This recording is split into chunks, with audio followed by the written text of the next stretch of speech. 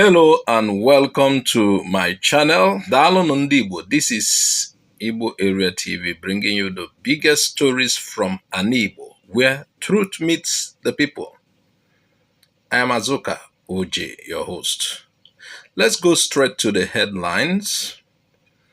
In Anambra State, the November 2025 election is shaping up to be one of the most unpredictable races in recent history. Observers says the contest is open among the five major political parties: APGA, APC, LP, YPP, and ADC. Governor Soludo of APGA faces tough opposition as public anger grows over insecurity, high taxes, and what traders describe as the arrogance of power.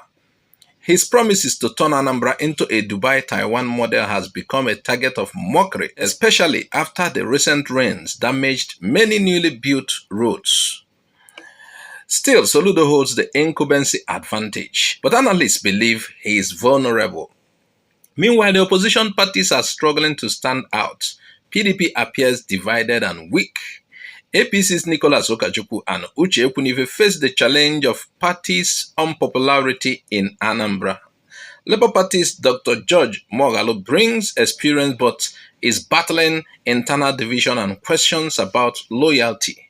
YPP's Paul Chukwuma and ADC's John Nwosu are seen as youthful and fresh alternatives, with the ADC receiving quiet support from traditional and religious leaders. Political watchers say this election could go anywhere, even a surprise win from the underdogs. Moving to Abia State by 60% of EEDC. Oti moves to control power. In Abia State, Governor Alex Oti's government has sealed a landmark deal to acquire 60% ownership of the Enugu Electricity Distribution Company, EEDC. The agreement gives Abia State control over power distribution across Umuahia, Ikuano, and Abia North within the next 6 months. Officials say the move will end years of poor power supply and boost industries, small businesses, and homes. The government also plans to restore electricity to Ohafia by December after years of total blackout. In addition, Governor Oti has approved the construction of 5 major roads projects across the state and the payment of 50 million naira to families of 265 deceased civil servants, ending a 16-year backlog. Health officials confirmed there is no disease outbreak in the state, while over 600 new health workers have been recruited to improve public health care. Still in Abia State, Abia mourns Reverend Oppai. Communities in Ohafia and across Abia State are mourning the death of popular evangelist Reverend Oppai, who passed away at age 80. Tears flowed in his hometown of Ashaga and other parts of Ohafia, where residents described him as a man of truth, courage, and compassion. Governor Alex Oti and former Governor Okezie Ikpeazu have both paid tribute, describing the death as a great loss to the state and the Christian community. Churches across the southeast have held prayer sessions in his honor. Going to Ebonyi State, Ebonyi sex scandal takes new twist. In Ebonyi State, the popular sickle cell advocate Aisha Edwards Maduagu has withdrawn her petition against Bishop Samuel Okorie, who was accused of sexually assaulting a sickle cell patient. Aisha, after investigation, claimed the case was filled with deceit and blackmail. She alleged that the relationship between the bishop and the woman was consensual, with the girl's family even pressuring the bishop to impregnate her. Aisha accused some politicians and clerics of sponsoring the scandal for public sympathy and warned media outlets to stop publishing one-sided stories without proper verification. Now I'm going to Enugu State. Enugu State Governor dumps PDP for APC. A political earthquake has hit Enugu State. Governor Peter Mbah, his deputy, and the entire state cabinet had officially defected from the PDP to the ruling APC. The move means PDP no longer controls any state government in the entire southeast. Vice President Kashim Shettima, Senate President Godswill Akpabio, and Speaker Tajuddin Abbas all welcomed Mba to the APC family during a massive rally in Enugu. Shettima said President Tinubu's inclusive style is attracting progressive leaders nationwide. Governor Mba said his defection marks a new beginning for Enugu and the Southeast, adding that leadership sometimes requires painful but necessary decisions. And in Imo State, Imo to enjoy 24 hours power supply. Governor Hope Uzodinma said Imo residents will begin to enjoy uninterrupted electricity from November. The project will start with a test run in Owerri before expanding to Olo, Okigwe, and Mbise. He announced that people earning below 150,000 naira monthly will be exempt from paying tax too. The governor also promised not to demand funds for federal roads project executed by his administration, saying his focus is on improving people's lives, not politics. Now let's get to reactions to our stories before we round up. Anambra Guba race, an open race for all candidates. This coming Anambra election looks like a real battleground. Nobody is sure of winning. Soludo is the governor, but many people are angry with him over taxes, broken roads, and what they call arrogance of power. Even though he is the incumbent, his popularity has dropped badly. What surprises me is that all the opposition parties are still divided. PDP is weak, APC is unpopular in Anambra, LP is confused, and smaller parties like ADC and YPP are trying to surprise everyone.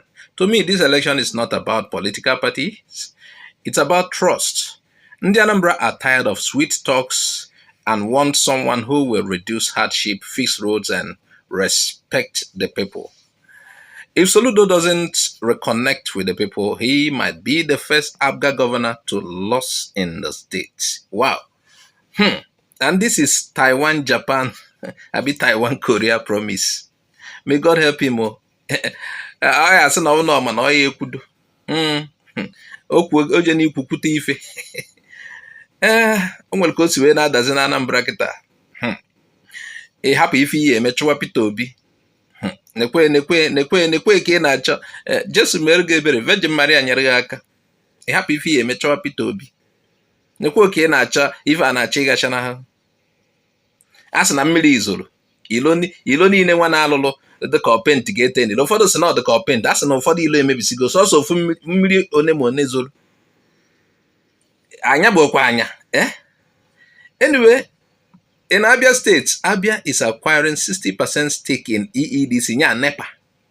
Abia actually with 60% of NEPA in Abia State.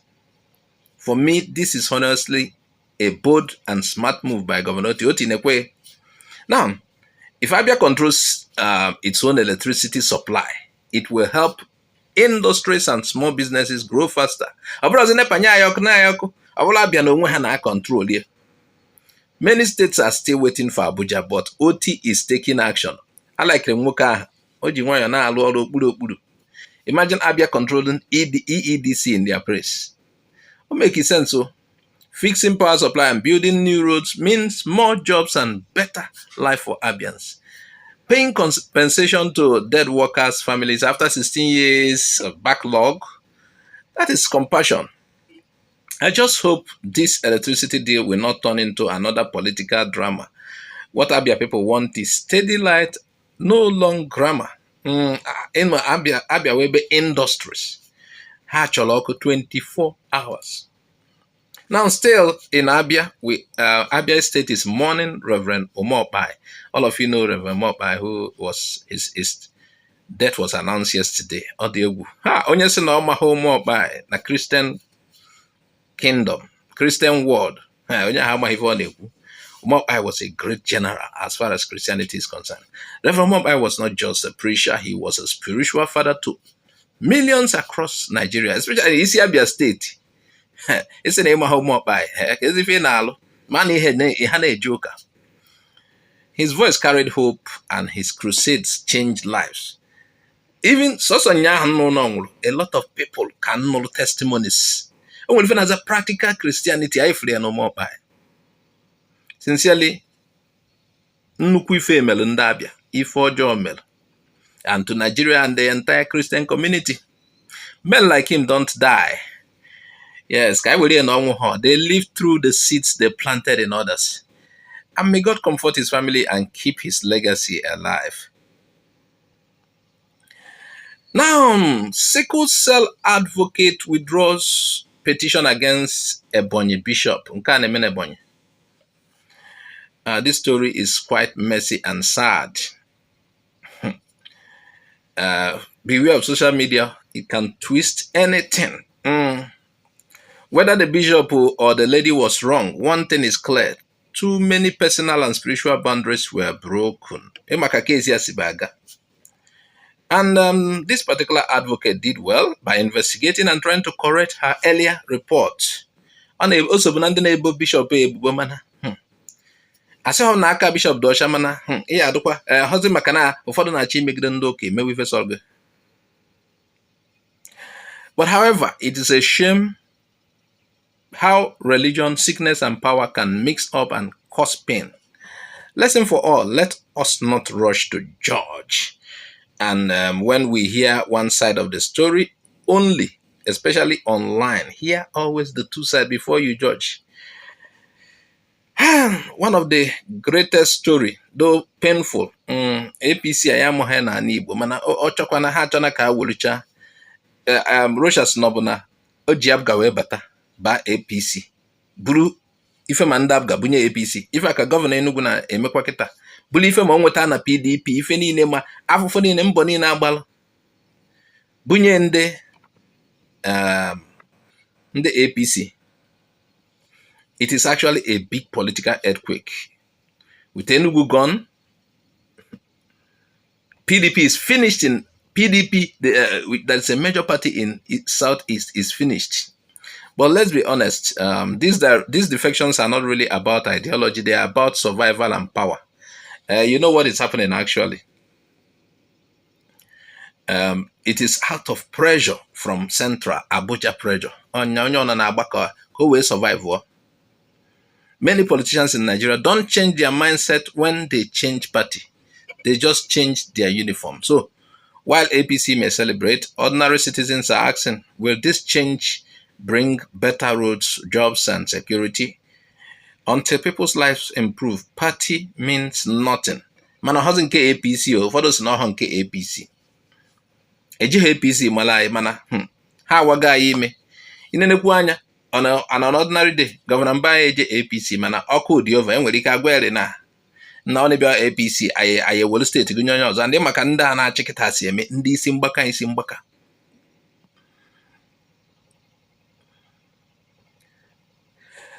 Dear viewers, what do you think about all these developments? The open Anambra race, Abia's power deal, Oppai's death, the Ebonyi scandal, and Enugu's mass defection. Share your thoughts in the comment section, and don't forget to subscribe to Igbo Area TV for more updates from Igbo. Bye-bye for now.